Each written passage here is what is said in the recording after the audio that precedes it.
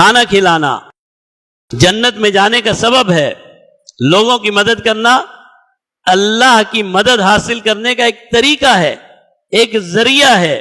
اور خود جناب نبی کریم صلی اللہ علیہ وسلم کی مبارک سنت ہے، جب پہلی وحی جناب نبی کریم صلی اللہ علیہ وسلم پر نازل ہوئی، جبرائیل امین تشریف لائے اور جبرائیل امین نے کہا کہ بھئی پڑھو، اقرا، پڑھو۔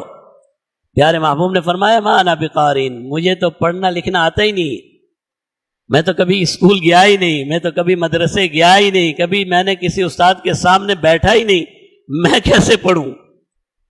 تو سیدنا جبرائیل امین نے گلے لگایا اور بھینچا، 3 مرتبہ یہ فرمایا۔ پیارے محبوب کو جب یہ معلوم ہو گیا کہ ایک بہت بڑی ذمہ داری اللہ کی طرف سے ان کے سپرد کی جا رہی ہے، پیارے محبوب پریشان ہو گئے کہ کیا میں اس ذمہ داری کا اہل بھی ہوں کہ اہل نہیں ہوں، کہیں ایسا تو نہیں ہے غفلت ہو جائے گی، کوئی معاملہ بگڑ جائے گا، کوئی کوتاہی ہو جائے گی، اتنی بڑی ذمہ داری نبوت کی میرے کندھوں پر رکھی جا رہی ہے۔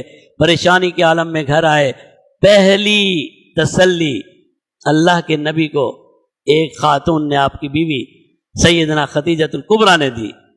دیکھیے خاتون کتنی اہمیت رکھتی ہے، پہلی تسلی جو نبوت ملنے کے بعد جناب نبی کریم صلی اللہ علیہ وسلم کو دی ہے، وہ آپ کی زوجہ محترمہ ام المومنین سیدنا خدیجۃ الکبریٰ نے دی ہے۔ اور الفاظ آج بھی موجود ہیں، جب ہم بخاری شریف پڑھتے ہیں تو پہلی حدیث یا دوسری حدیث یہی آ جاتی ہے۔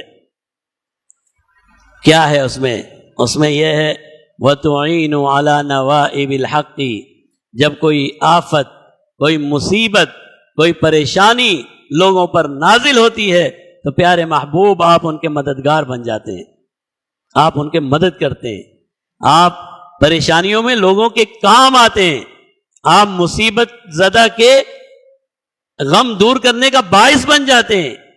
آپ کی یہ صفت، اور بھی صفات بیان کی، فرمایا آپ کی یہ صفات ہیں، جس شخص کی یہ صفات ہوں اللہ رب العزت اسے کبھی ضائع نہیں فرمائیں گے، کبھی اسے ناکام نہیں فرمائیں گے۔